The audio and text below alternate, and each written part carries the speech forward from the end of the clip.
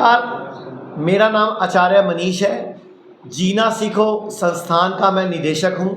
मेरे right hand पे doctor ईश है, जो कि भारत सरकार के मॉरिशस में आयुर्वेदा एम्बेसडर रहे हैं 3 साल तक। हम लोग आज बेंगलोर में आए हैं साउथ इंडिया में ये मुहिम लेकर कि इंसान को बीमार ही नहीं पड़ना चाहिए।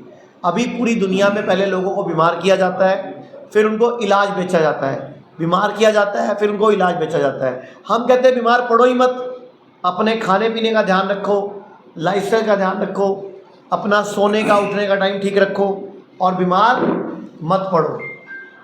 कहने का मतलब ये है कि हमारे अपने हाथ में बीमार नहीं पड़ना।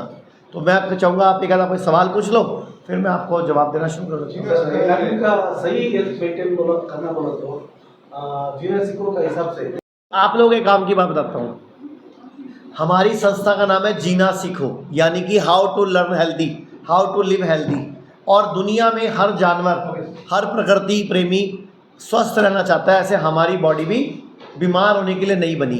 तो बीमार होने के लिए मेहनत की जाती है, मतलब हमें जानबूझ के पहले बीमार बनाया जाता है। हमें पहले कुछ बर्गर, पिज़्ज़े, मोमोज, नकली चटनियाँ, लाल शरबत, डब्बे वाले जूस या दवाइयों के सेवन करवाए जाते हैं और हमें उल्टी सीधी नॉलेज दी जाती है। जब हम बीमार पड़ जाते हैं फिर हमें इलाज बेचा जाता है, फिर हमारे ऑपरेशन, बार बार टेस्टिंग, फिर सर्जरियाँ, फिर कीमो, रेडिएशन, अगर किडनी फेल है तो डायलिसिस और ट्रांसप्लांट बेचा जाता है। तो हम एक मुहिम चला रहे हैं, हमारी टीम चला रही है कि बीमार पड़ना ही नहीं है। तो मैं आपको बताता हूँ आयुर्वेद क्या कहता है, हम बीमार पड़ते क्यों हैं।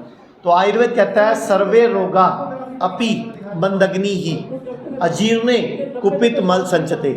मतलब सारे के सारे रोग मंद अग्नि से उत्पन्न होते हैं, यानी कि खाना ढंग से हजम नहीं होना, यानी कमज़ोर लीवर, कमज़ोर पेनक्रियाज, कमज़ोर स्प्लीन, यानी कि डाइजेशन का वीक होना, यानी कि पेट साफ नहीं होना। और इसी वजह से बीमारियां बढ़ रही हैं। और पूरा श्लोक क्या है, सर्वे रोगापि मंदग्नि अजीर्णे कुपित मल संचते। मतलब इनडाइजेशन हो जाता है, अपच हो जाता है और मल जो है वो कुपित होकर संचय हो जाता है। जैसे मान लो किसी की ब्रेस्ट में गांठ है, डॉक्टर बोल रहा है ब्रेस्ट कैंसर, लेकिन आयुर्वेद का डॉक्टर क्या बोल रहा है, आयुर्वेद का वैद्य क्या बोल रहा है, ब्रेस्ट में कुपित मल संचय। मतलब जो अधपचा भोजन है वही कुपित मल का संचय है। आयुर्वेद कहता है जो भी हम खाते हैं पहले बनता है रस, फिर बनता है रक्त, फिर मांस, फिर मेद, फिर अस्थि, फिर मज्जा और फिर बनता है शुक्र, यानी कि 7वीं धातु शुक्र है जो हम बच्चा पैदा करते हैं। तो आयुर्वेद कहता है पहली धातु अगर खराब बन गई, रस कच्चा बन गया, अपक्व बन गया, अधपचा भोजन ही भविष्य में बीमारी बनेगा।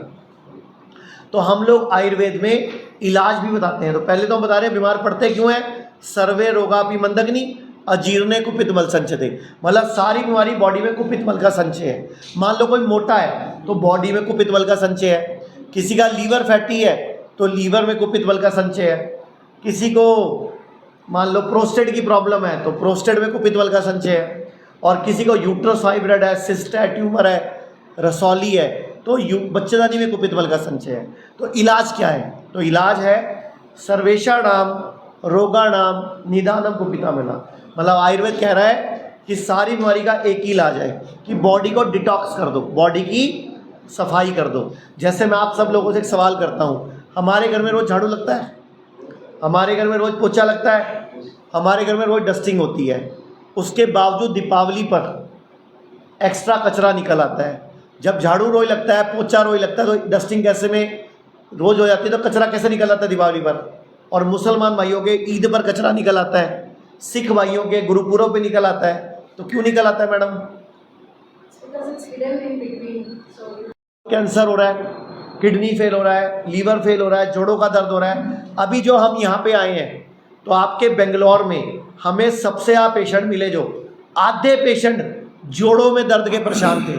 डॉक्टर ने किसी को घुटना ट्रांसप्लांट बता रखा है, किसी को रीढ़ की हड्डी का ट्रांसप्लांट बता रखा है, किसी को गर्दन का ऑपरेशन बता रखा है। और वजह क्या है इसकी वजह? वायु रोग। जो हम खाना खाते हैं, हम बोलते हैं तो हवा जाती है बॉडी में, वायु बनती है बॉडी में, निकालते हम उसका नहीं, पंचकर्म हम कराते नहीं। तो इलाज क्या बताया आयुर्वेद में, सर्वेषाणाम रोगाणाम निदानम कुपितामला। जैसे झाड़ू पोछा रोज मारने के बावजूद बॉडी में गंदगी होती है, ऐसे पॉटी रोज करने के बाद, सुसु रोज करने के बाद, पसीना रोज निकलने के बाद भी बॉडी में गंदगी रह